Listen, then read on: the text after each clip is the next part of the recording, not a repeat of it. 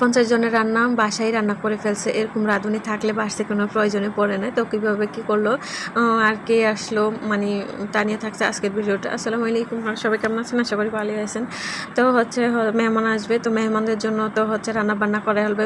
মেহমান আসলে মেন হচ্ছে মেহমানদের হচ্ছে রান্না বান্না আর কি, কী রান্না করবে, কী করবে, কী আয়োজন করবে তা হচ্ছে সব আগে মাথায় রাখতে হয় আর কি।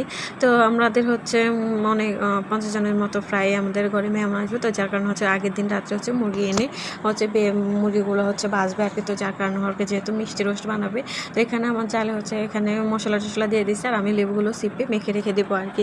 কারণ আমি এতজনের মানুষের রান্না কখনো রান্না করি নাই। আর হচ্ছে আমার শাশুড়ি রান্না করবে, মানে মিলে টিলে সবাই মিলে রান্না করবে আর কি। আর জালে রান্না করবে, মেয়ে রান্না করছে, মানে সবাই মিলে রান্না করবে। তো যাই হোক, এখানে হচ্ছে রাত্রেবেলা হচ্ছে লেবু টেবু দিয়ে মশলা দিয়ে উনি দিয়ে দিছে সব কিছু। তো আমি হচ্ছে মেখে দিতেছি আর কি, ওদের সাথে আমি অনেক হেল্প করতেছি। তো রান্নাবান্না রেডি করে দিলে হচ্ছে রান্নাবান্নার এত কষ্ট হয় না। সব কিছু মানে আগে হচ্ছে গোছানো রান্না গোছানো থাকলে সব কিছু রান্না করতে আর এত কষ্ট হয় না আর কি।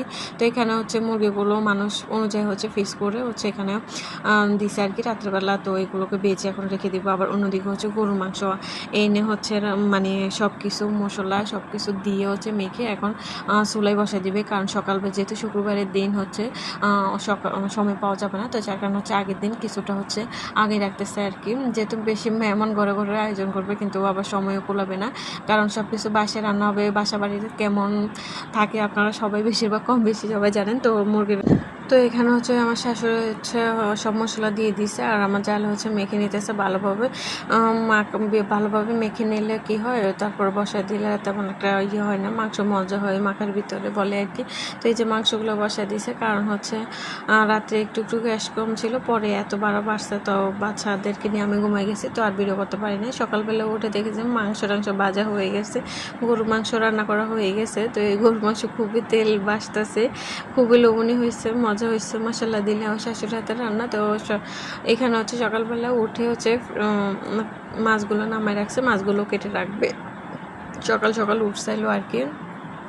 তো কারণ যেহেতু মেহমান আসবে, সকাল কাজ করাই ভালো, কারণ মেহমান রেখে রান্না করা খুবই ঝামেলা হয়ে যায়। তো চিংড়ি মাছগুলো এত তাজা ছিল। যাই হোক, দুপুরে রান্নাবান্না শেষ করে মেহমানরা খাওয়াই দিয়ে অনেক মেহমান এসে মাসাল্লাহ দিলে। আর হচ্ছে আমি আর ভিডিও টিডিও করতে পারি না। তো এখানে নাস্তা খাওয়ার সময় একটু ভিডিও করছিলাম আর কি, তেমন একটা ভিডিও করতে পারি না, কারণ এত মেহমানের ভিতরে ভিডিও করা যায় না। তো যাই যতটুকু ভিডিও করছি ততটুকু আপনাদের সাথে শেয়ার করলাম। তো ভিডিওটা ভালো লাগলে অবশ্যই একটু কমেন্ট করে জানাবেন, আর একটা শেয়ার করে দেবেন।